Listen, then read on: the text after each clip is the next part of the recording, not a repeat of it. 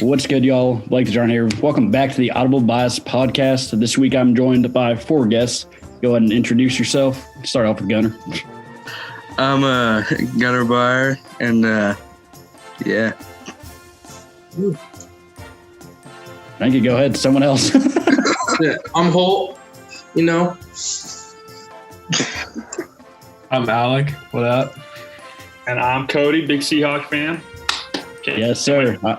Boys, this week we got through the regular season. We're into wildcard weekend. First time we've seen 7 teams in each conference competing. Just going to make this real simple. Starting off, Gunnar, what game are you most excited to watch and why? I mean, obviously, as the Bills Mafia member, Bills destroying the Colts this weekend is going to be very exciting. See us win a playoff game, first time since before I was born. So that's fair. Alek? I'm most excited to watch my Seahawks play the Rams for the 3rd time this season. We just beat them 2 weeks ago, and we're rematching them here. I think this game's pretty interesting. I'm actually really interested to watch our offense play their defense. Their defense is tops in the league, and I think watching the 2 coordinators, Brian Schottenheimer, the Seahawks offensive coordinator, and Brandon Staley, the Rams defensive coordinator, are both getting head coaching looks. They're both going to get some interviews. And I think the chess match between those 2 guys is going to be one of the keys to this game. I think from the Seahawks perspective, obviously, I think we got to run the ball. I think we need to get Russell Wilson out on the edge so we can try to neutralize Aaron Donald. Obviously, there's some big health question marks in this game. Jamal Adams being hurt, Jaron Reed potentially missing the game. And then obviously for the Rams, who's going to play quarterback is obviously the big question over there. But I like the Seahawks' chances. I think we're going to win the game, but it'll be definitely a big-time battle for sure between NFC West foes. I think I'm definitely looking forward to the most, the Washington football team and the Tampa Bay Buccaneers game.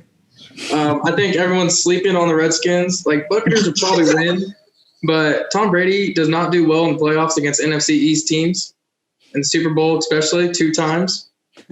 So I think he definitely – and I think Alex Smith, it's a great comeback story, and Ron Rivera. Obviously, come from a Cowboys fan, that's hard to admit, but it's definitely cool to see them, especially Ron Rivera, who's cancer-free as of October. And Alex Smith, who got his leg wrecked a couple years ago, and now he's leading them to the playoffs, and we'll see what happens. Yeah, I'm getting myself an Alex Smith jersey. The game that I'm most excited for this weekend, a matchup where both teams are they played last week and they're playing for the 3rd time again. It is the Pittsburgh Steelers and the Cleveland Browns. Obviously, the Browns had to win last week, and the Steelers rested their guys. And then now with this entire COVID outbreak, Kevin Stefanski is not going to coach this game. Cleveland, they got to go to their bread and butter. It's a run game, Nick Chubb and Kareem Hunt. It's what got them there. I honestly don't know how not having Kevin Stefanski in the building coaching. I'm sure that affects – I don't know if it affects the game plan because obviously we've never seen it before.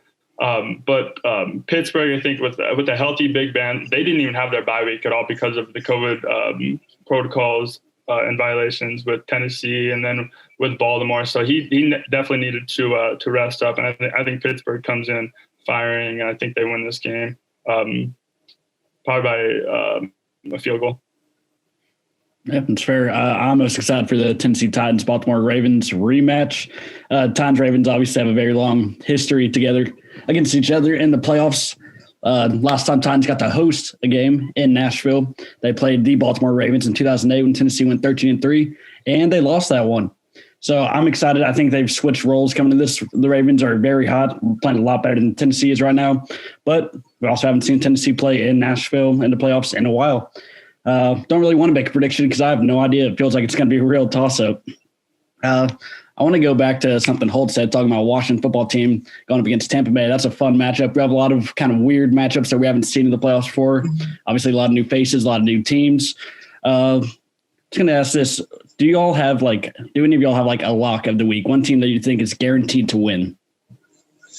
I'm going to take Gunnar's Bills. I don't really see a way that the Colts are going to win that game. I think the Colts can keep it competitive. I think, Jonathan Taylor has really been balling out, and they've got a good O-line, and they'll be able to move some people in the run game. But their offense is not high powered enough to compete with the Bills right now. The Bills are scoring at will. Josh Allen is playing at an MVP level. I mean, he's on fire. Their whole offense is on fire. That team's got a lot of swag right now. I don't see the Colts going into Buffalo and winning that game. I would say Buffalo would be a lock for me. I 100% agree. And but I would say the Saints are a pretty easy lock over the Bears. I mean, Bears have been carried by their defense like throughout the last couple of years, and they've been subpar defense coming late in the season.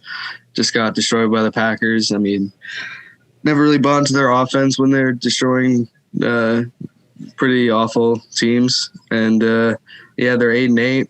I mean, the Saints are, especially if they get Kamara and Michael Thomas back, I think it's going to be a pretty easy win. Yeah, I think my lock of the week, it's Tampa Bay and Washington. Like, I love Washington's front four. I love Chase Young, but you can't bet against Brady and the Bucs. Like right now, their offense and Mike Evans, I'm not sure if he's going to play or not because of that knee injury, but it just means Antonio Brown's just going to get more receptions. And I think Brady's really have to prove to Belichick and New England, like he can win without him. And their offense just overall in the passing game has just been incredible. Yeah, Mike Evans being the first player ever to have 1,000 yards in his first 7 seasons. It's crazy. Mm-hmm. Each of the 7 seasons. But I think the sure locks, I'm going to agree with Gunnar, is the Saints-Bears game. Like, Saints do have some mishaps, of course, happen in the playoffs, and they're kind of memes now, like the Minnesota Miracle and, of course, that terrible penalty against the Rams, too, a couple years ago. But I think they're the lock this week against the Bears. Bears, they're not a threat in my eyes. Yeah, I'd have to say Pittsburgh, it seems like a guaranteed win. They're having a lot of COVID issues. I don't think missing their head coach from the sidelines can be that big of a deal. He's also the play caller. I mean, that's a presence you're not going to have, but they'll do that remotely. Either way, just blew them out earlier in the season than the rest of their starters. And even then, Browns weren't that impressive. I still don't know how to feel about the Browns franchise as a whole. I still think I'm bacon, but yeah, Blake, I'm with you. The Browns are a cool story, but I have not bought into the Browns all season. I have yet to buy completely in. And the game that I think, a lot of people were looking at when they lost to Baltimore a few weeks ago at home on Monday night, people were like, well, this is a big step for the Browns. They're competing and stuff. I'm like, well, they lost the damn game. I mean, what are we talking about here? And I don't know. I have not seen anything from the Browns that have made me think that they can really make a run in the playoffs. They're a cool story. I think they'll be good again next year. I think Stefanski's a really good coach. But obviously he won't be able to coach in this game with the COVID stuff. I like Pittsburgh too. And I just don't think Cleveland is quite there to make the postseason run that I think people might hope they make.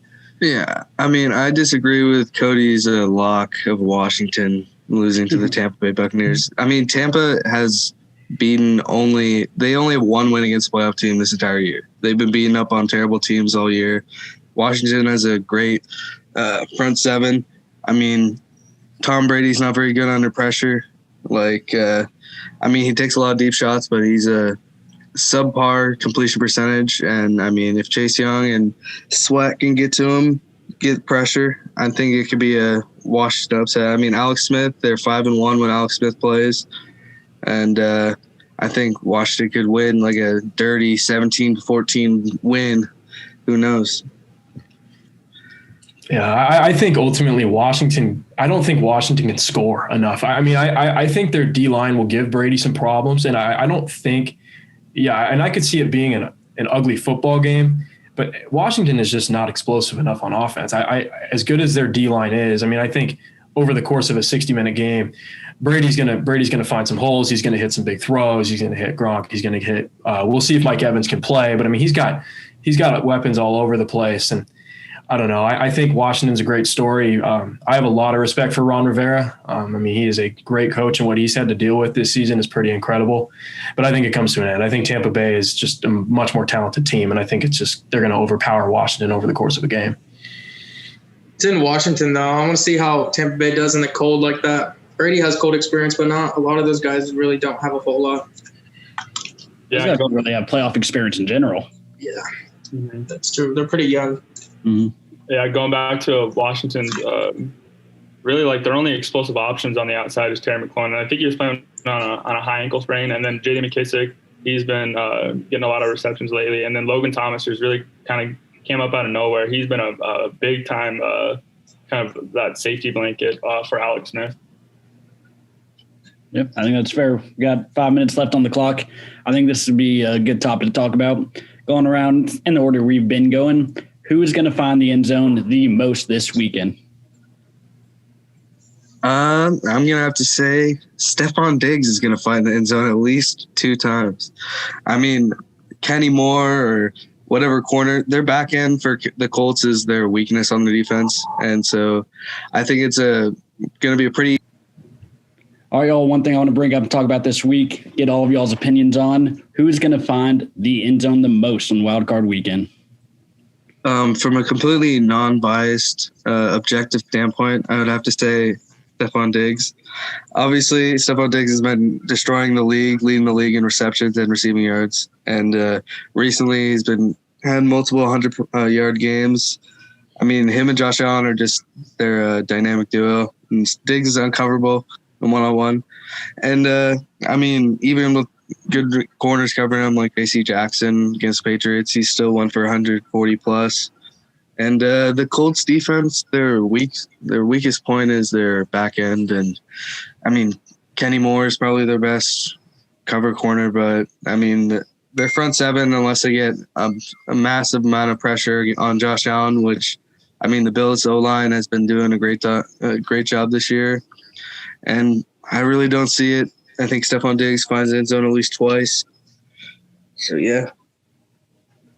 I would say Deontay Johnson of the Pittsburgh Steelers. He's been their downfield threat, him and Claypool for most of the year. And Deontay Johnson had that big catch against the Colts in the third quarter in Week 16. And that's just what he's been doing all year. And Denzel Ward's been really inconsistent for the most part for Cleveland. And I think, if anything, Deontay gets at least a couple scores.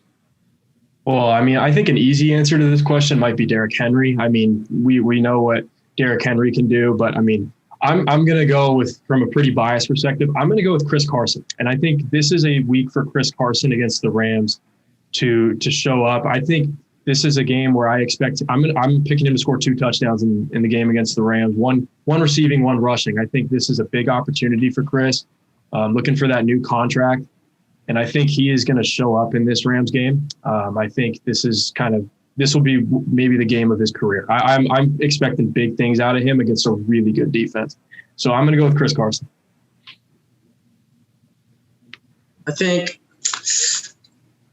you got to go with Breeze finding the end zone this weekend a lot, especially, who knows what's going to be ongoing with Alvin Kamara. They're in the dome. So Breeze is going to be throwing all over the place. Even with the Bears defense, I mean, they're okay against the pass and stuff, but I think Breeze is going to do Breeze things in the playoffs. Yeah. Derrick Henry is the first thing that came to my mind too when I think about this, but I think what the Titans need to happen is get their pass game going. So for that reason, I'm going to say A.J. Brown. I'm hoping we can get him in the end at least 2 or 3 times to just put up his first 1,000-yard season, back-to-back 1,000-yard seasons. He's one of the best receivers in the league, and if we can get our pass game going early, it's going to be great things for the Titans. And yeah, that's pretty much it. That's all I got for this week. Thank you for tuning in, listening to the AudibleBias podcast, and we will see you next time.